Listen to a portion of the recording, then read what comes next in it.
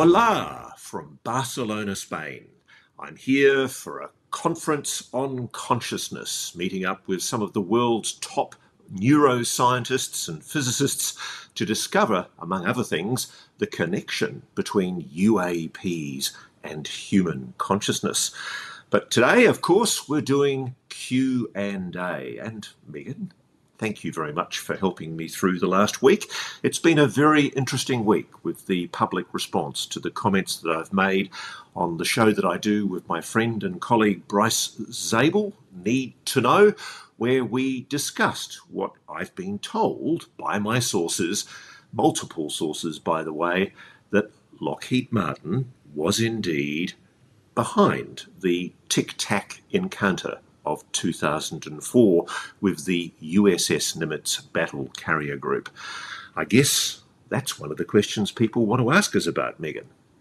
That's very true, Ross. We try to let you go on vacation and you just cause trouble. This is no vacation, I can assure you. I'm working my guts out here in Barcelona, making lots of good contacts, by the way, for very interesting future interviews for Reality Check. Well, we're thankful for it, Ross, and I will get to the first question about your comments. This is coming in from Charles. A question for Mr. Coulthart.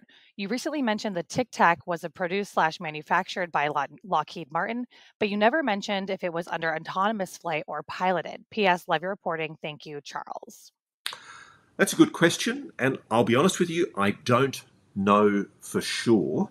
I have been told previously that when TicTacs you see, one of the other things I want to clarify here as well is there are NHI TicTacs. A lot of people seem to be thinking that I'm suggesting that all TicTacs are Lockheed Martin. That's not the case at all. What I was told, and I'm reasonably sure that this is the case, is that the TicTac was being operated by Lockheed Martin. And it's conceivable that that was being operated neuromeditatively, psionically, by a human psionic, which is what I understand is the way that these retrieved non-human craft are being operated. It's not clear to me, though, whether this is a craft that was built by Lockheed Martin or whether it is Lockheed Martin testing the use of neuromeditative signaling, as our friends at Skywatcher call it, to operate one of these craft. I just can't answer that question specifically. All I can do is tell you what I've been told by my multiple sources, which is that the operation of the TicTac was being controlled on the day by Lockheed Martin. Now, I want to say here, let's be really clear about this, there is always the possibility that sources that talk to a journalist like me may be malign. They may indeed be running some kind of psyop. And of course, I've taken that into consideration in asking the question. The difficulty is I can't go into the detail for very obvious reasons about who these sources are and why I think so strongly that those sources are telling me the truth. And I can tell you there are a lot of people who are assuring me that I'm flat wrong. And that's fine, but let's have a discussion about this. And also, let's talk about what I think was actually another of the major points that I was trying to make in the course of that conversation I had with Bryce, which is that there is an obvious contradiction between what the White House has said, that these were FAA authorized drones operating the continental United States in November, December, January, and what the US Air Force has said, which is two senior generals, one former, one serving commander of Northcom NORAD, responsible for the defense of the United States Northern Aerospace, stated categorically on the record that they have no idea who is responsible for those drone craft that were hovering over the continent of the United States. That's an obvious logical contradiction. And if the president, think about this, if the president, it's actually a good point that it actually supports the possibility that I might in fact be right and that my sources are in fact telling me the truth. If the president is telling the American public they don't need to worry about these drones which we know are operating anomalously with anomalous characteristics, then what the hell is going on? It implies he's been briefed. Just by the way, just to add more smoke to the fire, earlier on today, I had a message from a guy in New Jersey who has seen one of these drones land in a New Jersey backyard. And this is what he told me. I was beaming them one night. He was illegally pointing a laser beam at one of these drones, which you should not do, naughty, even if they are NHI or whatever they are. I was beaming them one night around midnight, and the one flew straight over my backyard, stopped slightly above and to my left, and seemed to sink down into the trees along the little street on the side of my house. The next thing I see is this rectangle-looking box-like thing floating just above the street, about the size of an old Ford station wagon. It was the most incredible, starkly lit thing I've ever seen. I've never seen colours so radiant, so intensely liquid-like in my life. Several shades of blues with oranges and yellows like intense neon lights. It scared the hell out of me, and I moved away from the window so it couldn't see me. I slowly poked my head around the window, and it followed every move I made. It knew I was watching it. I would pull back, and it came up the street. I would move into the window, and it moved back down the street. It was like we were synchronized, and I was completely freaked out to the point that I quickly ran into my kitchen and considered hiding under my sink, of all things. I found myself in some sort of stupor, like I was being drugged, confused, and slowed down. So I went to my bedroom and got my .25 and just laid back in bed. I awoke the next morning still holding the pistol. Something really anomalous that has no visible means of propulsion is landing in the New Jersey, and your president is telling you he's not concerned about it. Yet two generals responsible for the defense of the United States aerospace are telling you they're concerned about it and they don't know what these objects are. Why is the president not concerned? And why are two US Air Force generals, presumably, not briefed into what the president is briefed into? Think about that. Thank you, Meagan. You're welcome, Ross, and thank you. We will go to the next question. This is from Chris French on X. Hi, Meagan. A simple question for Ross to shed light on his statement about the TicTac. To be clear, even if Ross seems confident the TicTac is U.S. tech, does he think it's a reverse engineering tech from NHI or a tech 100% created by humans? Okay, and again, Chris, thanks for your question. As I've mentioned earlier, we're not saying all TicTacs are Lockheed Martin. And it's quite clear that some TicTacs are indeed non-human intelligence, or suspected to be non-human intelligence. But what we're talking about are objects that are showing the five observables performing, doing maneuvers and operating in ways that don't conform to terrestrial craft. I can't answer the question definitively whether they are constructed by Lockheed Martin or whether it's Lockheed Martin operating a recovered, retrieved craft. Because what I've been told and what Jake Barber told me in the interview that you've all watched, hopefully on NewsNation, is that there have been retrievals of craft, including TicTacs. So why is it a surprise to people that a contractor that I'm alleging is directly involved in the legacy program is involved in operating these craft?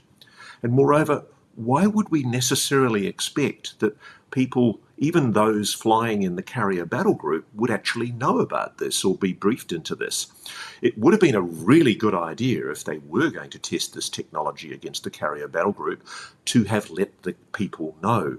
And I think people need to be reminded that my good friend Kevin Day, who I know disputes the possibility that the TicTac is Lockheed Martin, in my book, Kevin Day told me, and he said this in many, many interviews, that when, I think it was the admiral in charge of the carrier battle group was told about the TicTac, he didn't seem very alarmed. Why not? Why aren't people asking these questions? Why was the commander of a carrier battle fleet that was suffering incursions by anomalous objects doing the 5 observables during a hugely important and sensitive naval exercise, why wasn't he concerned about those craft? Think about it. Okay, Russ, you kind of touched on this, but people really want me to ask you directly about David Fravor's comments. James on X said, "What is Ross's opinion on retired Commander David Fravors categorically stating that TicTac is not Lockheed Martin?" There's a part two to this, but I'll let you start there. Okay, no worries. Um, Let me first say I have nothing but admiration for David Fravor. He's given service to his country, he's a patriot, and he deserves respect and recognition for that. I'm not getting involved in a stoush with a person who's done so much honourably for his country. It's not, though, outside the realm of possibilities. In fact, I think it would be extremely unlikely that if there is, as I know there is, a compartmented secret program where Lockheed Martin is one of the primary contractors operating retrieved non-human technology and attempting to reverse engineer that technology, there is absolutely no way that David would be briefed into that unless it was absolutely necessary for the doing of his job.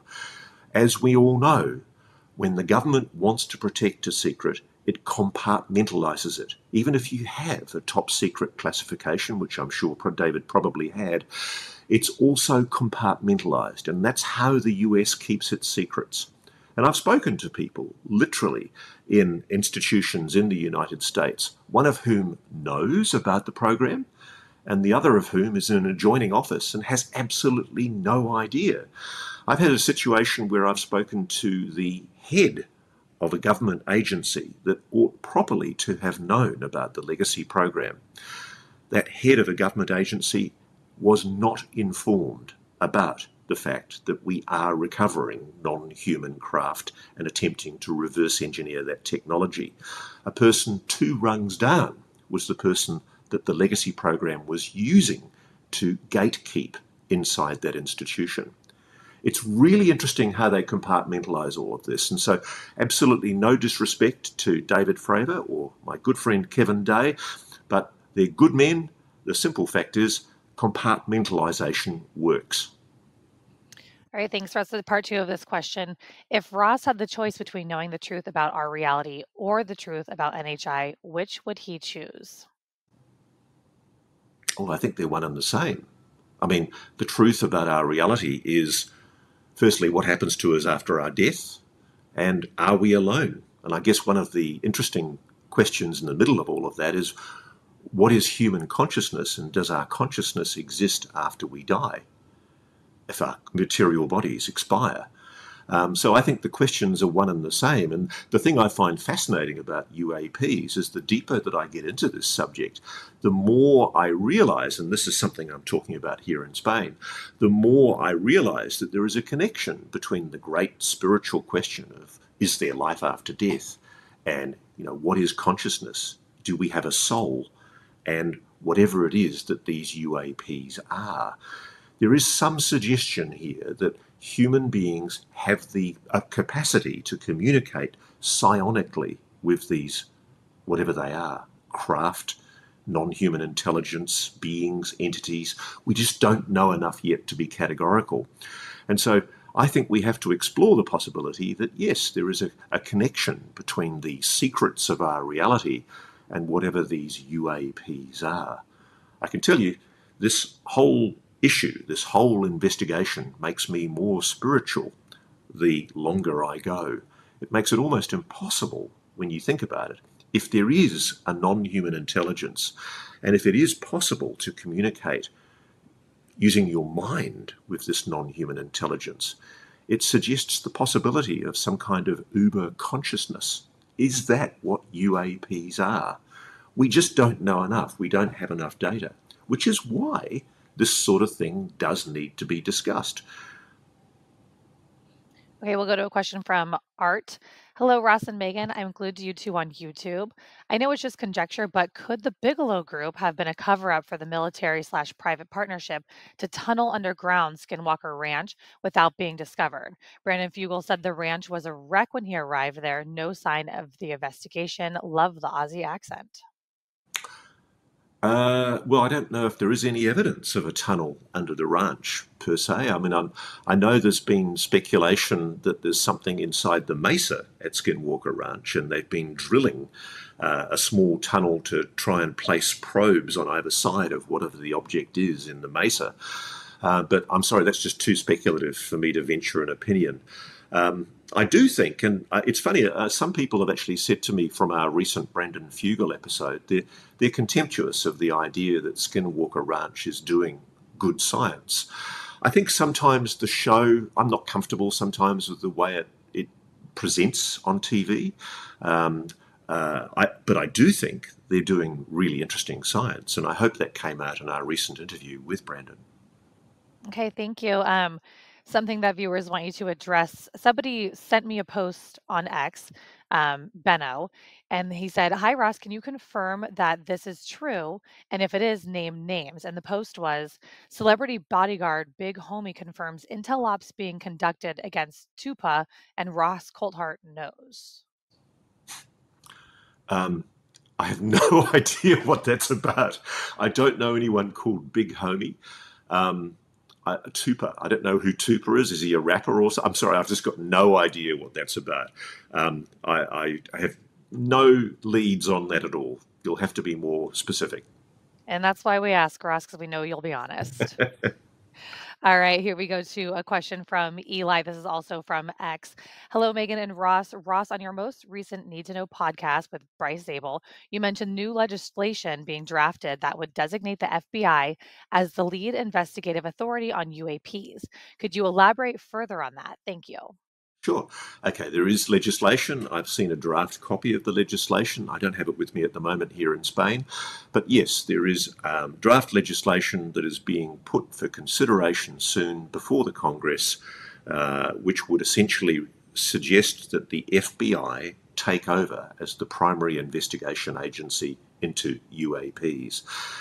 However you view it, it's a bit of a demotion for ARRO, the All Domain Anomaly Resolution Office.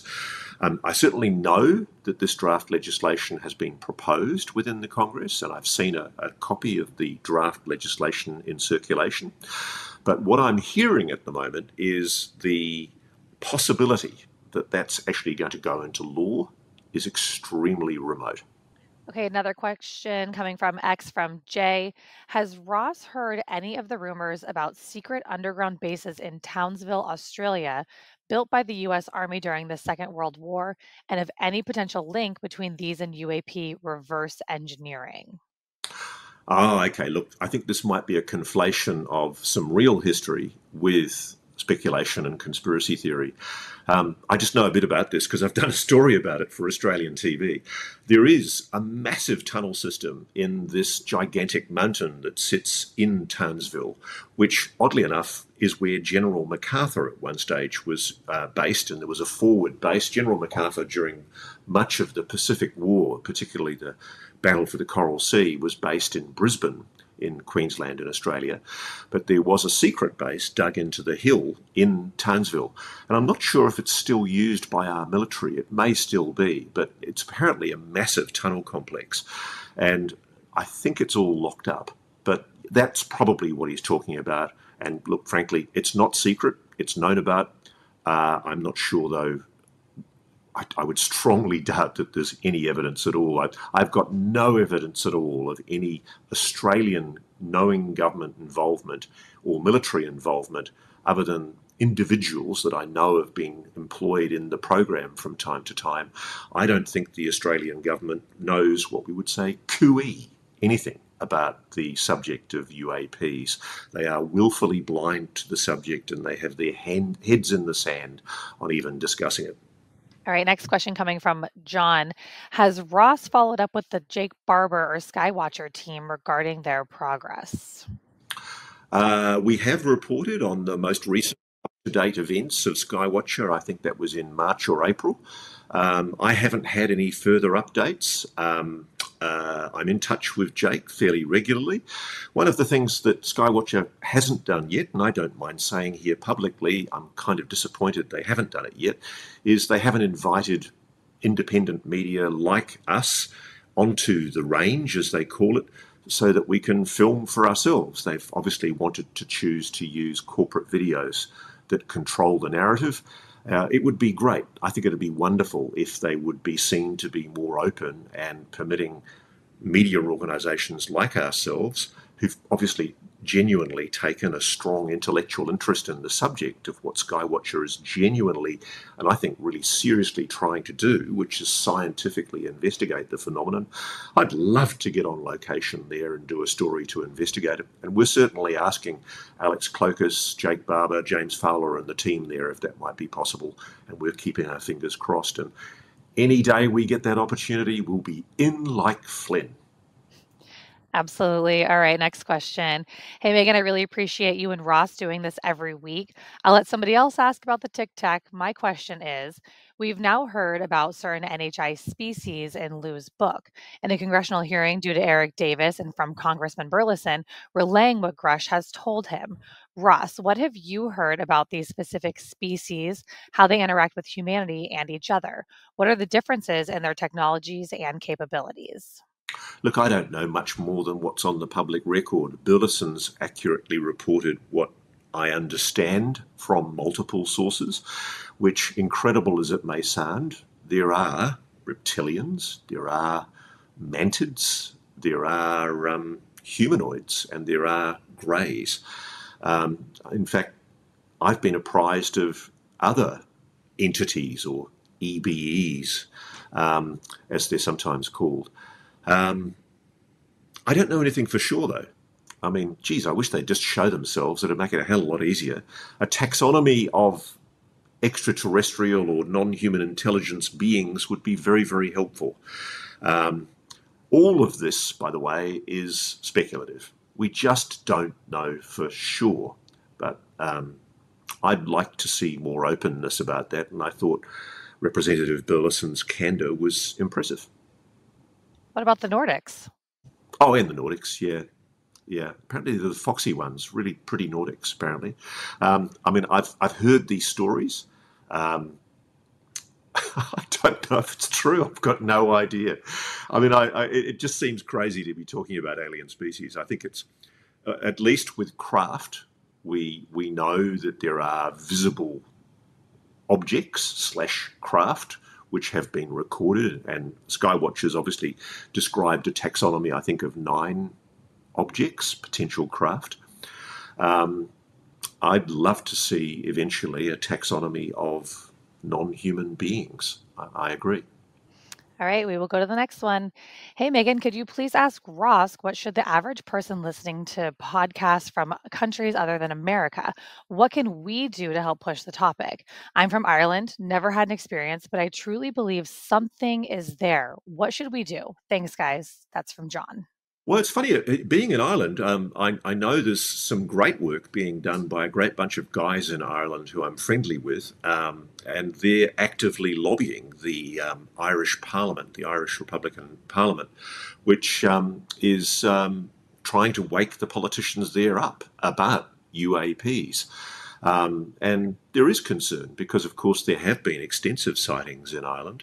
The best thing you can do is let the political, it's what I say all the time, the wheel that squeaks gets the grease. So you need to let your political representatives know that this is a subject that you care about. I mean, I know from the audience that we're getting here on Reality Check, I genuinely have been taken aback and pleasantly surprised by the volume of people expressing interest in knowing more about the UAP subject. It's quite funny, actually. This morning, I was somebody in the Australian media took the mickey on me in a column, suggesting I was getting into a kind of a wacky conspiracy theory by getting into the UAP subject. And I pointed out, I'm actually very proud of what we're doing here on Reality Check at NewsNation. And there's been a huge audience lift for NewsNation, and this has been reported in the trade press, because of our UAP coverage. People want this. They're letting people know that they're interested in this subject matter. And it's interesting because politicians are starting to listen. It's impossible for the representatives and senators in Congress now to just ignore the UAP subject, as they have done for much of the last 50, 60 years. There is a turn happening a change happening. And the best way you can help is by literally sitting down and writing a letter to your representative. Don't just write an email. Send a letter. It makes a huge difference. Put a stamp on it, send the letter, let your representative know that this is a subject you care about. All right, we have a question coming in from Richard. Hi, Ross and Meagan. Great weekly show you have. And I applaud the work that Ross does in the field, like right now. I have a Thank you. short question. How about the 2009 Michael Herrera story? I always thought he would have been a great candidate for a U.S. congressional hearing and spill the beans. But no, I haven't heard anything about him since he did some interviews on YouTube a while ago. Do you have any information on why this is? Thanks and greetings from Holland. I believe the Michael Herrera story is true, an authentic account of what actually happened. And it's an amazing story. I actually suggest everybody, in fact, we should get him on Reality Check. Let's make a note of that, Meagan. Let's get him on Reality Check. Done deal. I think it's a very important story. Mike was a Marine, a US Marine, on a relief during a disaster that had happened in Indonesia. It's a part of Indonesia which is a deeply spiritual part of Indonesia, and that's significant for reasons I'll explain. While his team are patrolling an area of forest, they come across black-clad paramilitaries who are American, who are immediately threatening and scary. They point their weapons at them and threaten to kill them. They disarm them. And then they're basically taken into a location where they see a gigantic craft that is hovering in an open clearing. And the interesting thing about this craft is Michael formed the view based on his understanding of what looks like prosaic human technology, that this was some kind of anomalous craft that had been built by humans, not retrieved alien technology. Obviously, it had the rivets, the seams, the look of a craft that had been built. And the implications of that are enormous. It suggests that there are contractors in the United States who have built this technology, which further goes to the issue of what I'm saying about Lockheed Martin. I will admit that before I heard the whole Michael Herrera story, I was skeptical. It just seemed preposterous to me, based on what my early sources had told me, that the United States, or should I say sections of the private contractor aerospace establishment, had made advances of such technological superiority that was so advanced that they were capable of flying a craft demonstrating some, at least, of the 5 observables that could fly certainly in Earth's atmosphere. The implications of that are extraordinary. And that was back in 2009, 5 years after the USS Nimitz incident. Another data point that I think suggests that there is a secret history that, frankly, I think is being overlooked by a lot of the UAP commentary community. It's obvious that there is allegedly sections of private aerospace in collusion with the US military and defense and intelligence community building craft that appear to be displaying the 5 observables, or at least some of those 5 observables. The big question is, how long have they had that technology? Now, Michael Herrera's experience suggests quite some time. It's an amazing story, and I do commend people to take an interest in his story. I think he's absolutely dinky-die. He's telling the truth. Okay, Ross, well, as soon as we're done recording, I will try to book him for you. And if you don't mind, for the last question, I have my own question for you. Sure. I would love to hear your opinion on the U.S. Attorney General Pam Bondi's statement this week saying there was no Jeffrey Epstein black book and that he did die of suicide. Look, I keep an open mind on the Epstein case. I knew Virginia Giuffre. I'm very sad that she passed away and took her own life.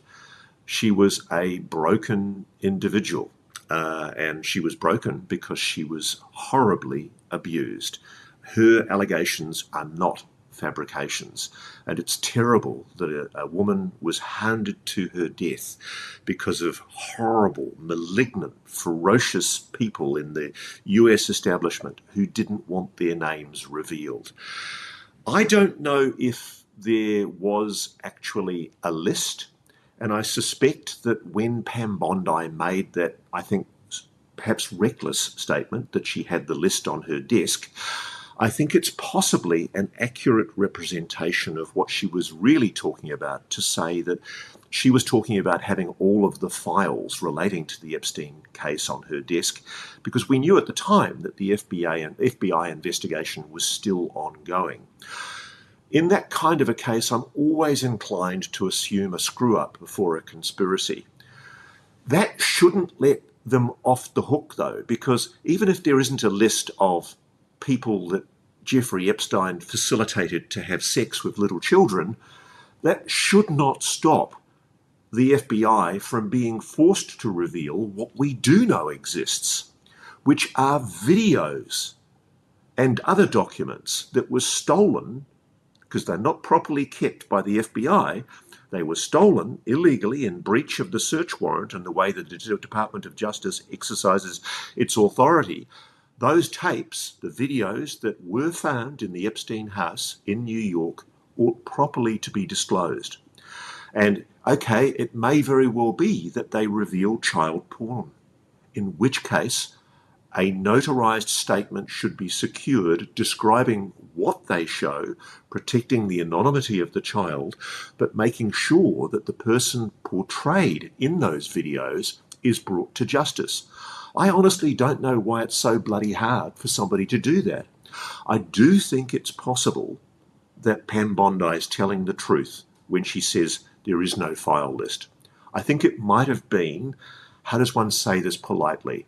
It might have been a rhetorical flourish by people in the Republican Party during the campaign who were having a great time milking public outrage about the Epstein case.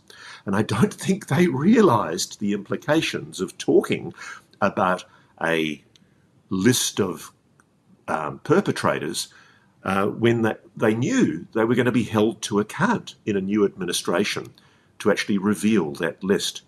And I think maybe they've been caught out in their own lie or perhaps their own exaggeration.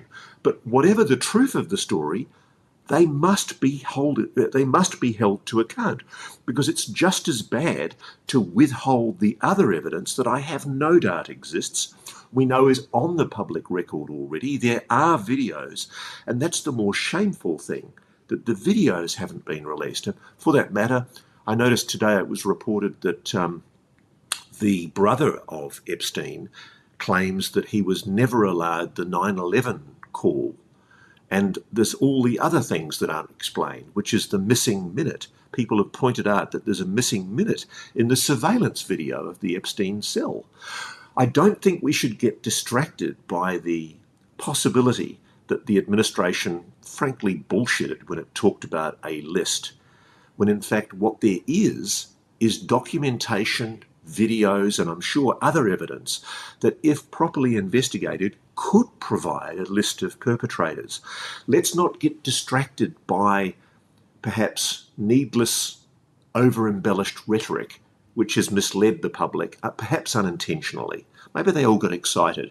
Let's get to the nuts and bolts of the detail. Let's ask the Attorney General to say what evidence there is that talks about perpetrators, and let's expose those perpetrators.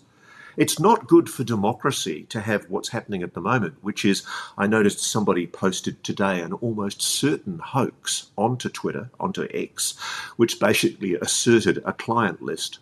I don't believe it's a truthful, accurate document. But for heaven's sake, we know that there are perpetrators. We know that there is evidence against those perpetrators. Name them and shame them and protect the little children that were abused. It's not that hard. Well said, Ross. Thank you very much for your time today. Thanks, Meagan. Oh, and by the way, if you do want to send us a question, you can always contact us at realitycheck@newsnationnow.com. Thanks very much. Thank you for watching. Subscribe below and download our NewsNation app right now on your phone, and you will get fact-based, unbiased news for all Americans.